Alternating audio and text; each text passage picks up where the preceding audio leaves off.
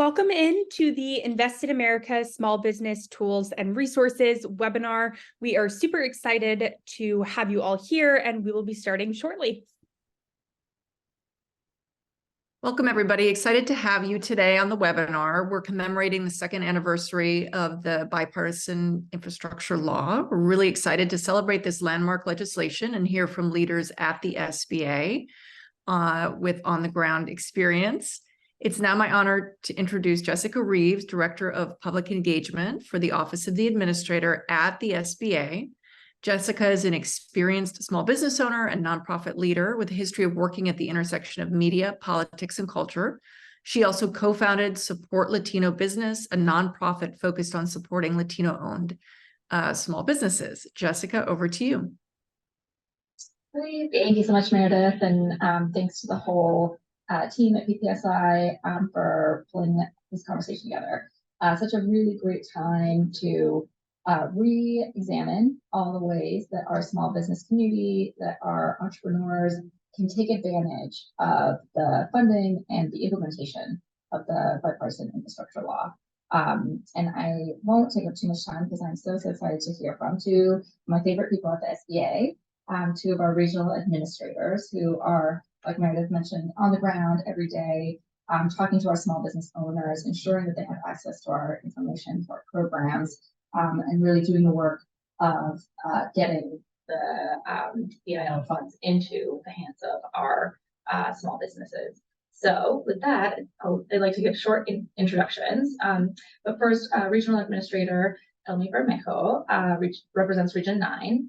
She oversees the program offices in our Pacific region, which serves Arizona, California, Guam, Hawaii, and Nevada.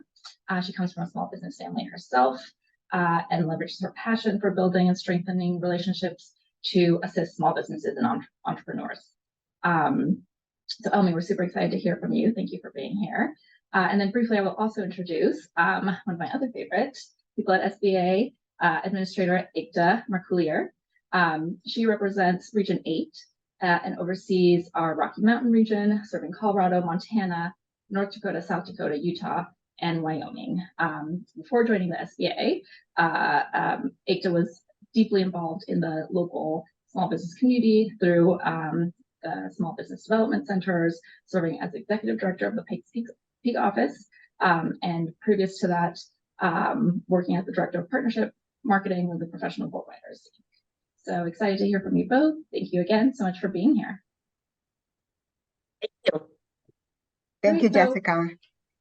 So I'd love to just jump right in. I think that, we've been talking about this on our own a little bit, but would love to hear a little bit, just generally what you're hearing from folks on the ground in your regions. I think there's a lot of challenges that folks are overcoming, but there's also a lot of opportunities. So if you want to maybe start by kind of setting the table and kicking us off, that would be great.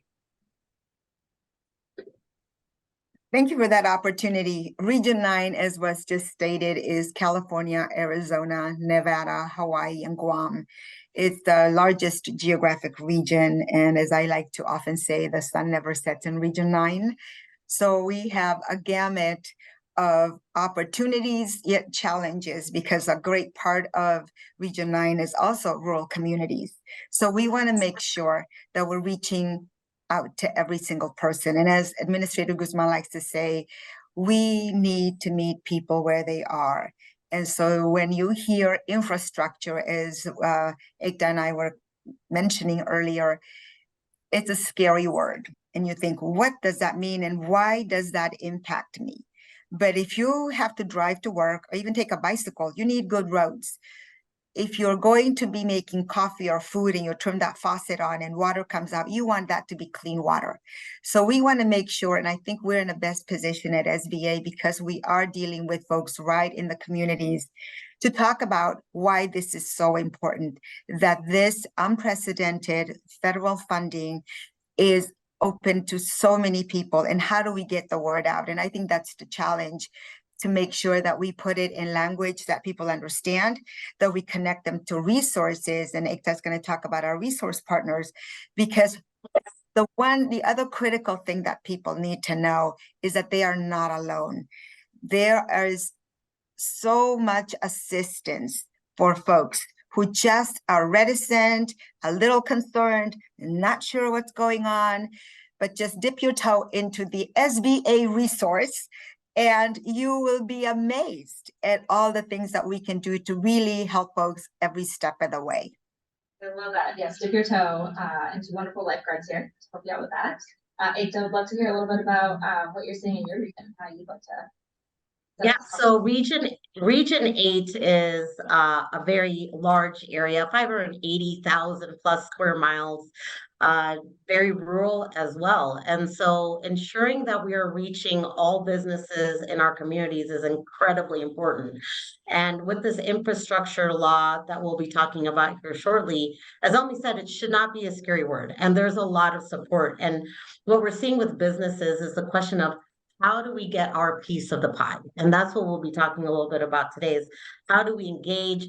How do we contract? How do we get in touch with agencies and the money that's out there? Because our businesses throughout the pandemic really throughout the region, throughout the nation, have really had to be entrepreneurial and change their business models. And as we like to say at the SBA, and Administrator Guzman says, we are as entrepreneurial as the businesses that we serve. And so we're here to talk about, answering those questions our businesses have is how do we keep up with the opportunities? How do we engage with these opportunities in all the communities we represent? And also in Region 8, we have 27 tribal nations that are represented, as well as Elmi, a lot of tribal nations. And so we want to make sure that we're utilizing and talking about the resources we have to reach those communities as well. So similar regions, but throughout the nation, urban and rural, and all demographics, all communities is who we serve, and we want to make sure that our businesses are successful and get a piece of that pie. Great. Yes, and I love you both are saying demystifying this, making infrastructure not a scary word. So let's dig into that. So this is the 2-year anniversary. Celebrating 1-year anniversary, okay, that's interesting, but why are we celebrating 2 years? It seems like this was such a long time ago, but I'd love to hear from you all a little bit about why it's important to pay attention now, to look at where this funding is going now. It sounds like it's taken a while to get into local communities. How do we demystify infrastructure funding? How can we sort of help our small businesses access and break down all of the confusing aspect of this policy, basically? I think it's also an opportunity when we talk about demystifying why now. I think federal agencies are now know what funding or the amounts of money. I mean, in Region 9 alone, we have over $44 billion that are going to come because of this unprecedented law. So we want to make sure that we're working with all partners and understanding that there are federal agencies who are also in the same situation that we at SBA are up to partnering. And for instance, the Department of Transportation, when I was in Nevada, they have one person who is so evangelical and is such a great spokesperson that it's her mission to go out there. Like, I think she stops people on the street and says, do you know about the infrastructure bill? And then wants everybody to apply. And so those are the kinds of enthusiastic partners that we need because they are known in the community. And as I said, SBA is really positioned for that because we have 68 district offices plus our branch offices nationwide. So we are in those communities and people can come and ask for help. The other thing I know is that there are organizations that are, one comes to mind because a former colleague is not going to be heading this. And it's something called the Resource Rural, which is part of the Heartland Fund. It is so new, they don't have a website yet, but their goal is to make sure that rural communities can access these unprecedented federal funds. So we partner also not just with the federal government, but other organizations that are working with small businesses, broadband, because one of the things we saw is how do you upload things if you don't have broadband? If you are taking advantage of a federal fund and there's a deadline, you need to make sure that that is working for you so you don't miss out. Yeah, and just to add on to that, we're at our 2-year anniversary, and the money was given to our states 2 years ago. In Region 8, that's about $18 billion. That's a lot of money for our region. And now at the 2-year mark, now is the time where we're starting to see projects being funded. Our road construction projects, our airports, waterways, things like that. And now is the time where they're coming to the subcontract level. And a lot of our small businesses in underserved communities, they play a big part in construction and a lot of our labor services like electrical work, plumbing, things like they're coming to the subcontractor level now. So our businesses really need to get in, find those opportunities and place their bids on some of the because the infrastructure bill was created to ensure our minority-owned businesses, underserved businesses, veteran-owned businesses, LGBTQ, all have the opportunity to participate. And each state has actually, or district in our world, has an infrastructure czar now. And so infrastructure czars at this point are now really focusing on ensuring that when those projects are being funded, that information is getting out there through BidNet or USA Grants and websites like that. So you are able to find the opportunities to be able to take part. And I think now at that 2-year mark is now a real essential time for small businesses to become involved. I love that. And I love that you start kind of breaking down into the opportunities that small businesses have, because you talk about these billions and billions of dollars, and some little mom and pop construction company, or maybe an iron worker in Nevada or in Colorado might not know exactly what that means for them. Sure, there's billions of dollars coming into their region, into the states. How can small businesses like those and others get prepared to apply for government contracts? You mentioned a couple of websites. What do businesses need to know about getting into that pipeline and how to prepare? Well, the SBA does a really great job of ensuring businesses are capable of this work. Well, there's a lot of programs that we have through the SBA, such as we house a lot of the certifications necessary to do federal contracting, 8A certification, subzone, women-owned small business, small business, disadvantaged business certifications or designations. So that's important to know that there are some requirements that you must have to be able to compete for some of these contracts. And SBA.gov/federal contracting has step-by-step instructions on how to get prepared and become capable, write your capability statements, things like that, to be ready. What's important to know is that we exist to help that business succeed. So we also have a number of partners in our communities throughout the nation that help businesses one-on-one be prepared. Whether you're already prepared, or you're working to get to that point, scaling your company to get to that point, there's a resource partner or those in our SBA district offices ready to assist, like our business opportunity specialists. They exist to help you with your contracting needs specifically, right? So there's a lot of resources that we have at the SBA to help you, not only our certifications, but those certifications are run by programs with actual people who help answer the questions you have to be competitive. And I think that's important. I love that. Yes, all the resources SBA has. But let me go back to Elmi a little bit. California has one of the biggest economies in the country. There must be so many great opportunities. You've worked in state and federal government for quite a long time. How do folks navigate all of the different opportunities and all the different kind of levels of government to get to these opportunities? And what advice do you have for folks there? Well, as Ekta was saying, SBA solely exists to help small businesses. I think one of the things that was a positive thing, if there was anything positive out of the pandemic, is that the profile of the Small Business Administration was raised. And it proved that we could deploy billions of resources to communities really fast because we have the network at the local level. And I think that's also going to be very key here, because in California, we have almost 40 million people. And this is why we have 6 district offices in California for SBA out in the field, because each region is going to be different.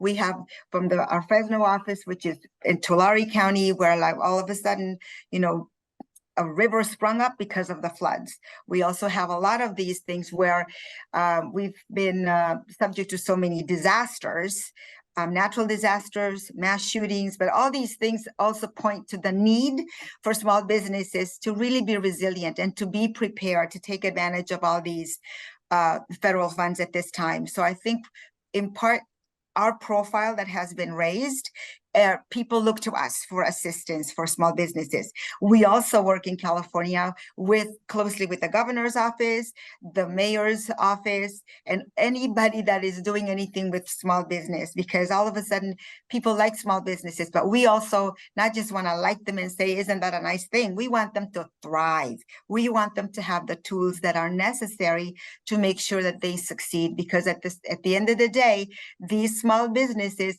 are anchors of community engagement and community pride, and they really make a difference in holding communities together, whether there's a shooting or a disaster. When you know your neighbors, that also is very key to making sure that your community is going to come out of it ahead of the game. So I think that we are poised, and we continue to make sure that our local elected officials, we tell our story as often as we can about our resources, our partners, and I think all of us in the regions, and I know ICTA does, when we are out there talking to small businesses, or even those who just might have heard of SBA. We just want them to know what it is that we do, why we exist, and how we can be really helpful to assist small businesses to thrive and to succeed.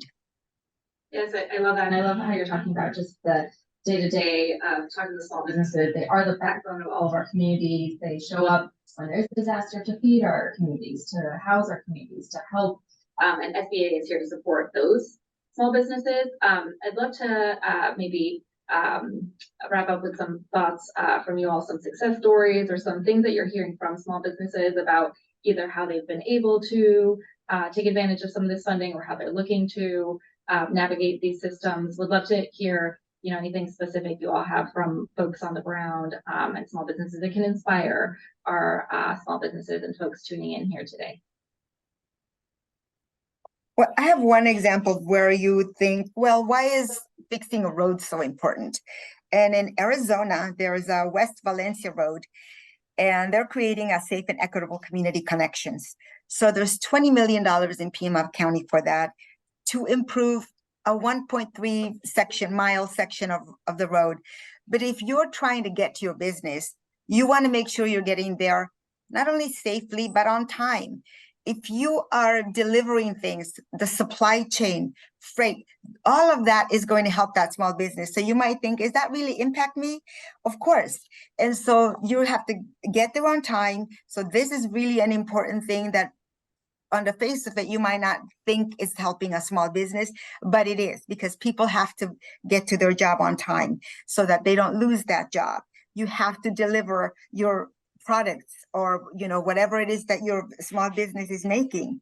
And so those are the kinds of things where you see how it sounds small, or it may not impact you, but it is. The ripple effect of those small projects is just incredible. So we look to that for the successes, and to make sure that we highlight that, and that people realize how it's really helping them in their day-to-day lives.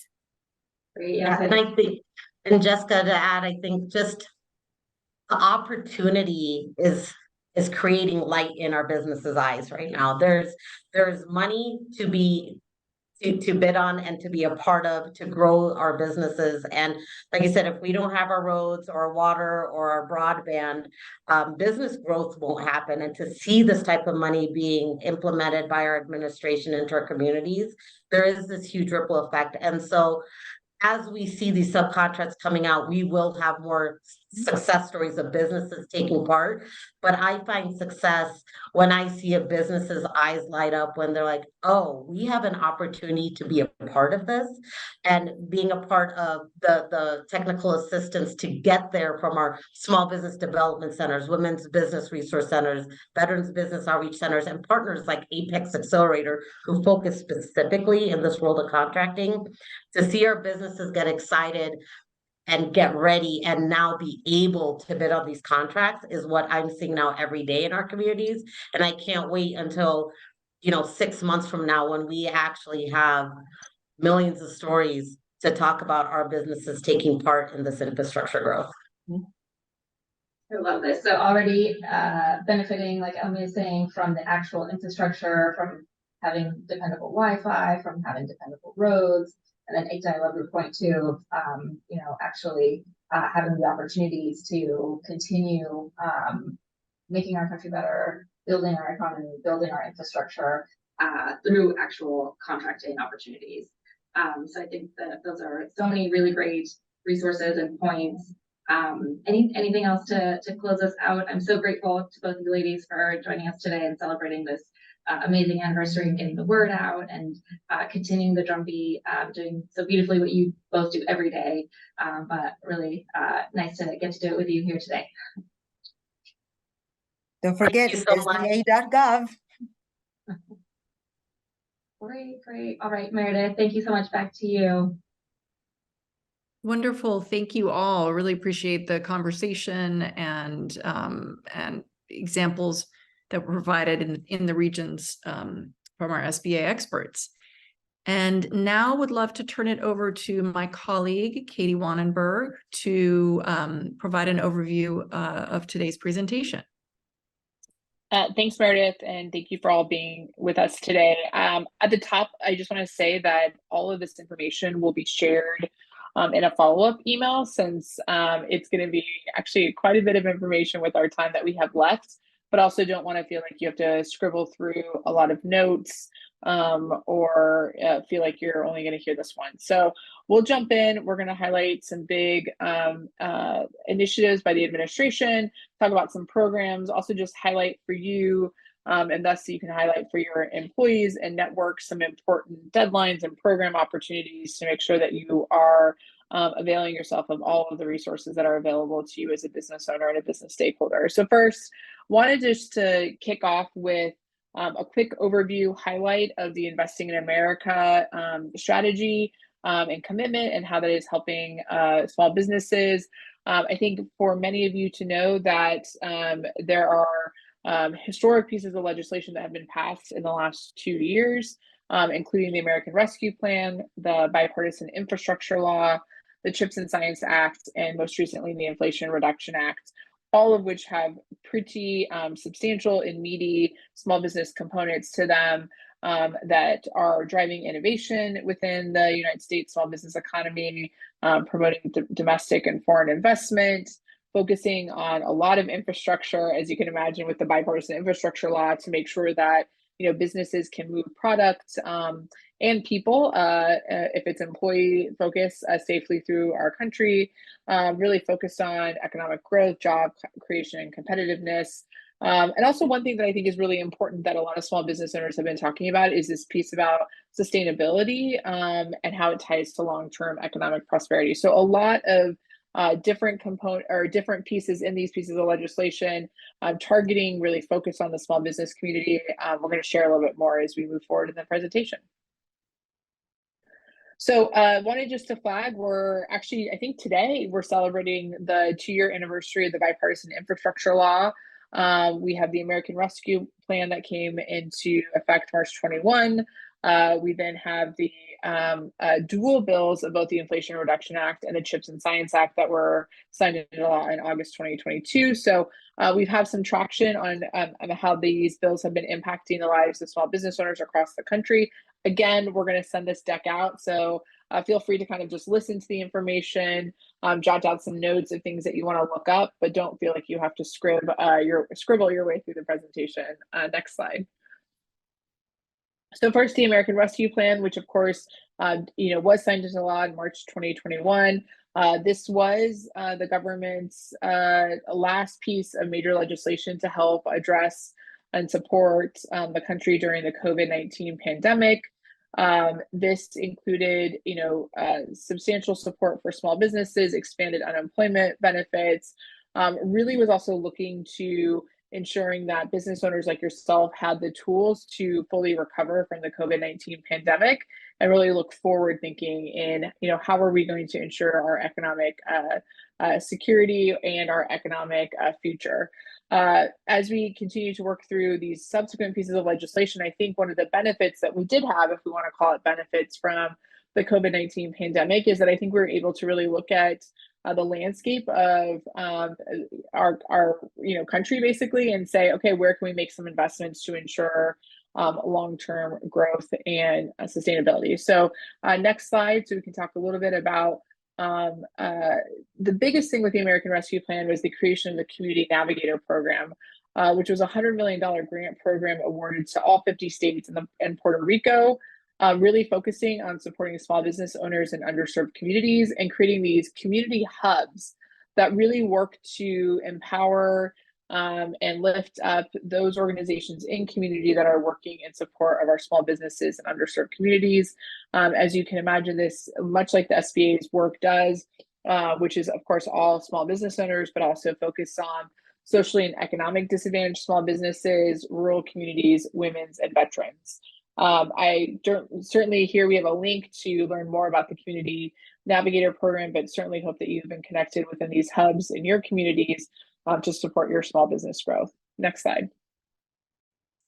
The other big thing, and just last week, more grant dollars through the state small business credit initiative was announced by the Department of Commerce, which provides $10 billion in support to small businesses and empower them to access capital that is invested in job creation opportunities. This again is a program that funds states, the District of Columbia, other territories and tribal governments. This is all about promoting entrepreneurship, small business ownership, democratizing access to capital, which we know is a lifeblood of so many small business owners. But like, as I mentioned, just last week, the Department of Commerce announced a whole another round, I think about $72 million in grants in support of SSBCI initiatives in states, the district, territories, and tribal governments. Next slide. A few other things that we just wanted to flag as it relates to additional support that's being provided to small businesses is the Emergency Capital Investment Program that's being run out of Treasury, which provides loans and grants and assistance to small minority-owned businesses. The other thing is I think a really renewed or a prioritization of CDFIs, a new market tax credit that provides $5 billion in allocations, and really seeing that CDFIs within communities are a huge lifeline, and a great way to access capital for those business owners. It's a really, I would say, not propping up, but really, I think, supercharging the impact that CDFIs have in the community was a huge component of the American Rescue Plan. Next slide. So as I mentioned, oh yes, today is November 15th. So 2 years ago, the Bipartisan Infrastructure Law was signed into law, which is a once-in-a-generation critical investment in our country's infrastructure, which of course very much ties closely to job creation and opportunity. This funds infrastructure, ensuring our supply chains have continuity, huge investment in our broadband, which again is our infrastructure of our country as we continue to move to more of a digital environment. And of course, our infrastructure within our water, access to clean water. The Bipartisan Infrastructure Law is expanding the opportunity for small businesses to compete for and receive federal contracts, specifically $37 billion to the U.S. Department of Transportation, which is not earmarked, but is focused on supporting small businesses within the infrastructure space. It also codified the Minority Business Development Agency, making it permanent, elevating its director to be an undersecretary, and providing more resources and authority to support minority businesses across the country. And then, of course, really focusing on, with this massive federal investment, how do we ensure that those dollars are flowing to people and individuals, ensuring that they have good jobs, that they have access to the things that they're building for the rest of the country, which is a huge opportunity. We have a few links in here for you to click through to learn more about these commitments and the current investment that has been made in our infrastructure, our supply chains, our broadband, and of course, ensuring that all Americans have access to clean drinking water. Next slide. Wanted to talk about the Inflation Reduction Act, and I know that many of you are small business owners, probably if you had filed a tax extension for the 2022 tax year, just filed your final return, you're thinking about your year-end quarterly filing. The Inflation Reduction Act is a huge $370 billion investment. It's primarily tackling clean energy or sustainability. Again, making sure that we are creating opportunities and jobs for Americans. And I think really focusing on how we can lower costs so that we can spur further innovation in key industries. It also made quite a big investment to the Internal Revenue Service, as you may have heard, or maybe had a better experience this year interacting with the IRS. But this was like a huge big piece to think about. I think about some of these laws as like, how do we keep our house in order? And I think the Inflation Reduction Act was one of those commitments to making sure that our house is in order here in the US.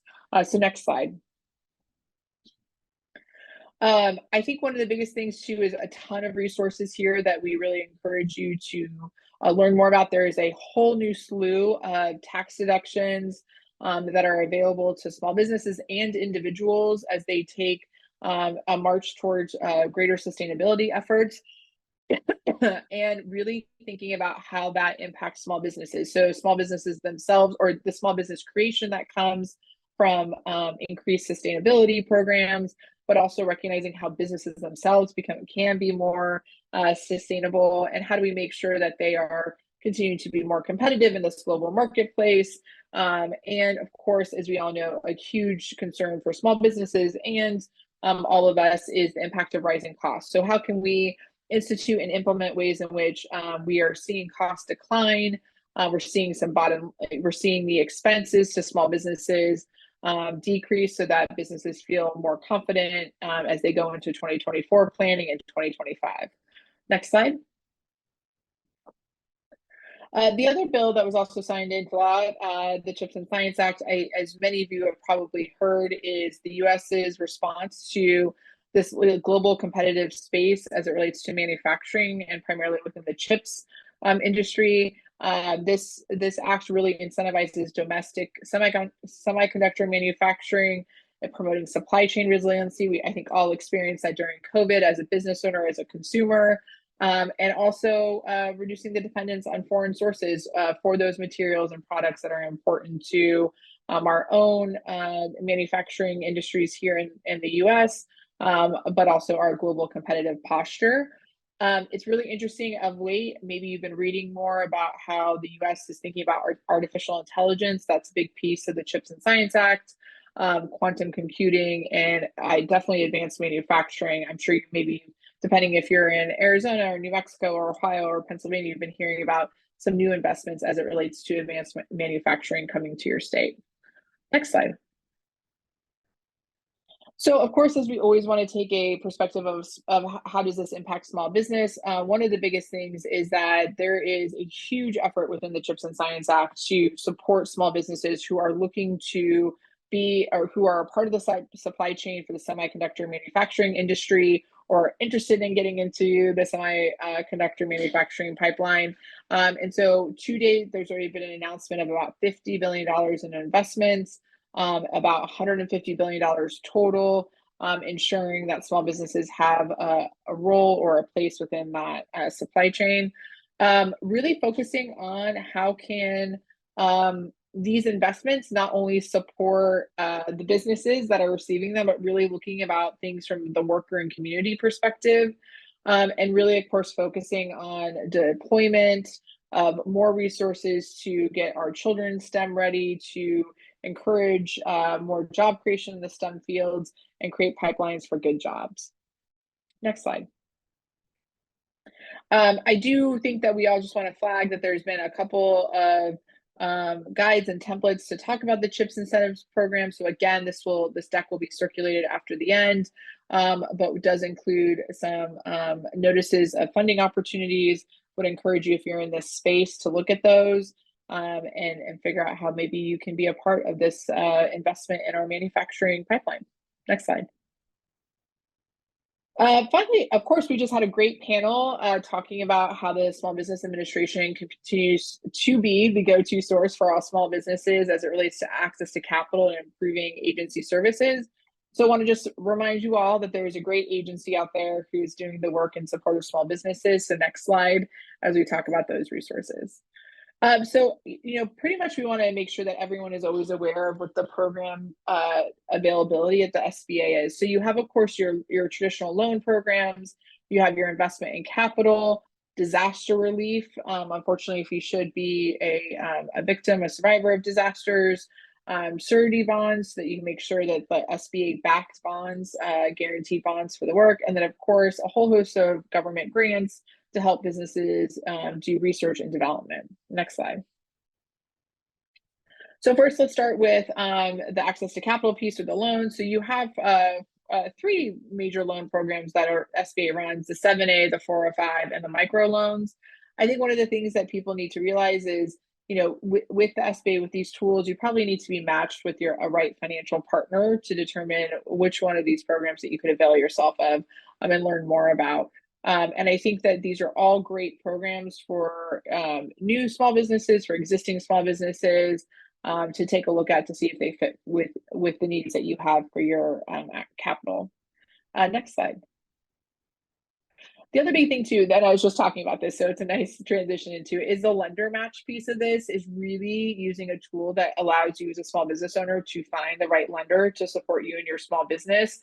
I think, you know, the challenge can be is sometimes, you know, you walk into your financial institution, they're not as familiar as they could be with some of these programs. So using the lender match tool really, I think, cuts out like the uncertainty or unease about how do I navigate these big loan programs that perhaps my financial institution isn't as comfortable or aware as that they should. So really encourage you to look more at lender match if you're looking to avail yourself of one of the programs that the SBA runs for capital. Next slide. I think the other thing too is investment capital. I think there's the Small Business Investment Company. So it's called SBIC. It's privately owned and it's licensed through the SBA, and it is a vehicle for investment for small businesses in the form of both debt and equity. It doesn't invest, it's not an SBA directly invested small businesses, but it does create to the small business community qualified SBICs that have an expertise in a certain sector or industry. So again, yet another tool for a small business to understand, avail themselves of if they need capital from private investors. So next slide. Probably the thing that I know less about is the surety bonds market. But again, when the SBA is looking at how does it support small businesses, it needs to have a diverse portfolio of offerings.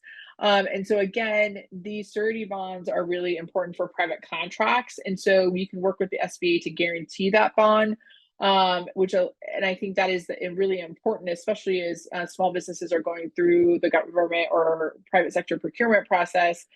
How can that work be bonded? SBA has, I would use the word product, but has a program for that. And so as you are thinking about, gosh, is this something I'm going to need in the near future, or something you aspire to from a business development perspective, I really think that this is the time to look into these programs to understand what you might need in order to enter into the program and receive the bond.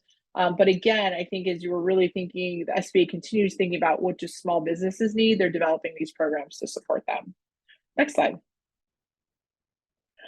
You know, as someone who's worked quite a bit on disaster relief, these are the disaster relief preparation, and then understanding what is available to you as a small business is really important. I think of course, I hope you all read this entire slide deck, but I hope you do save this page specifically. I think it's a really important thing for you to talk to your employees. Think about the business continuity. Should your business be a victim of a natural disaster or a man-made disaster? And so I really encourage you to look at this and understand how you should potentially be planning or safeguarding your business against disaster, what's available to you once a disaster hits, and how you can access those resources as quickly as possible so that you can see yourself out of a disaster that may have impacted your business and your employees and your community. Next slide. So as we're just thinking about other things that you as a business owner may need to get up to speed on, or you want to share with your employees, one of the things that we did want to flag is that Medicaid coverage needs to be renewed this year. So please make sure that you have talked with your state Medicaid or CHIP agency. Please make sure that you're tracking any mail that's being sent to you related to your eligibility and renewal. And I think the other thing too is, you know, in some places where we've seen eligibility for Medicaid change, You may want to talk about, what are you offering as an employer to that, or if there are things through the Affordable Care Act marketplace that you could be eligible for now. So really important, make sure that if you're a Medicaid beneficiary, that you are ensuring that your coverage is still valid for this year. And if there has been a change of if there's been a change, I think, in eligibility, that you're looking at other ways in which you can make sure that you're covered from a healthcare perspective. So next slide. Yeah, so what is happening with Medicaid and CHIPs right now? So just wanted to flag as something that's really important. We know that business owners tend to be this repository of information for their employees and for their community. And so we did want to share a little bit about Medicaid. And so as you all might know, Medicaid covers about 86 million Americans. That includes children, pregnant women, elderly adults, people with disabilities, and low-income adults. It is the single largest source of health insurance in the United States, but it is run by state Medicaid programs. Also something that you should be aware of course, if you're familiar with Medicaid, but also as you're maybe talking about it to your employees or other people within your community, because it's run by the states. Some states have renamed it. So for example, in Tennessee, it's called 10 Care. And so just making sure that you're very familiar with how your state is operating its Medicare program is really Medicaid program is really important. Next slide. So the Children's Health Insurance Program, which you also might hear the acronym of CHIP, which is how a program in which that affords health insurance to about the 7 million uninsured children in low-income family. Again, similar to Medicaid, each state runs its own CHIP program. And again, much like Medicaid can have its own name. This example, of course, is Georgia, which calls it Peach Care. So again, sometimes if maybe someone's decided like, oh, I should avail myself of understanding eligibility for Medicaid or CHIP. Sometimes Googling doesn't help, but you may want to Google like, what is the state Medicaid program or what is the state CHIP program, so that you have better information and a more direct way to understand what the program eligibility is for you in those states. Next slide. So here's the thing that is really important, and the reason why we're emphasizing especially the fact that Medicaid, during the COVID-19 public health emergency, you did not actually have to renew your Medicaid coverage. This is called continuous enrollment. However, that continuous enrollment ended on March 31st, 2023. And as of April 1, states are able to terminate Medicaid and CHIP enrollment for individuals no longer eligible. States will have up to 12 months to return to normal eligibility and enrollment operations. But the expiration of the continuous enrollment condition presents the single largest healthcare transition event since the first open enrollment of the health insurance marketplace. So that is why we're trying to talk to small business owners about it, because again, we know that you're such a conduit for information within your communities, to make sure that if you need to have some conversations with your employees, that you're aware of it, but just in general, making sure that you know what's happening, so that when you're having a conversation and perhaps someone mentions this to you, you have some resources to point them towards. So next slide. So the big thing that we want to emphasize is that states are contacting individuals to determine if they're still eligible for Medicaid and CHIPs. Some individuals may not qualify for Medicaid or CHIP and will lose coverage, which began because of the COVID-19 emergency authorization. There was an expansion of eligibility to cover individuals, and some states are making changes to their eligibility requirements. During this 12-month period, so not everyone will have to renew their Medicaid and CHIP at the same time. So it's really important for you, your employees, and those who are program participants to be very cognizant and aware of those deadlines. Insert your state's timeline. I think as you do your research, it might be important for you to understand when those deadlines are impacting your state. Next slide, Claire.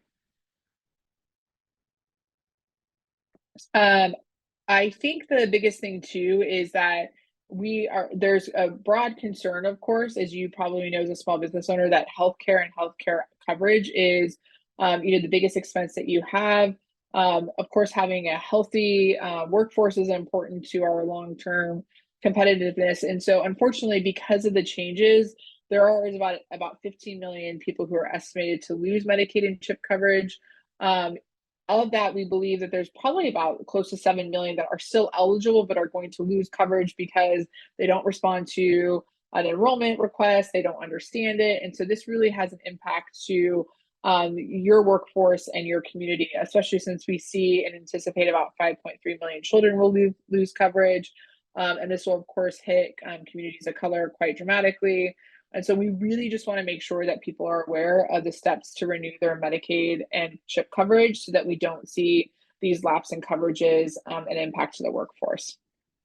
Next slide.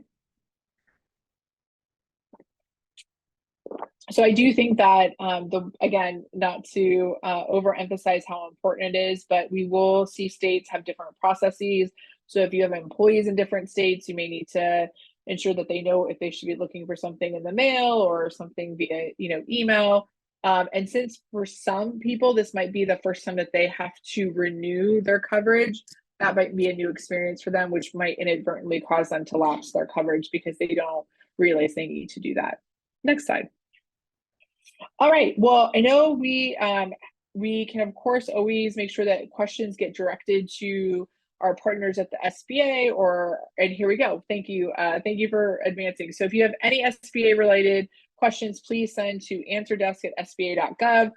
We're seeing pretty good response times on those questions. If there are any questions about the webinar, the information that was provided, the content, please feel free to email us at events@publicprivatestrategies.com. But I believe, Claire, I think if there's not anything we have to cover, I think that concludes our webinar. So I want to thank you all. Oh, go ahead. Why don't you close us out, Claire? Awesome. Thank you all for joining. We look forward to upcoming webinars. Bye.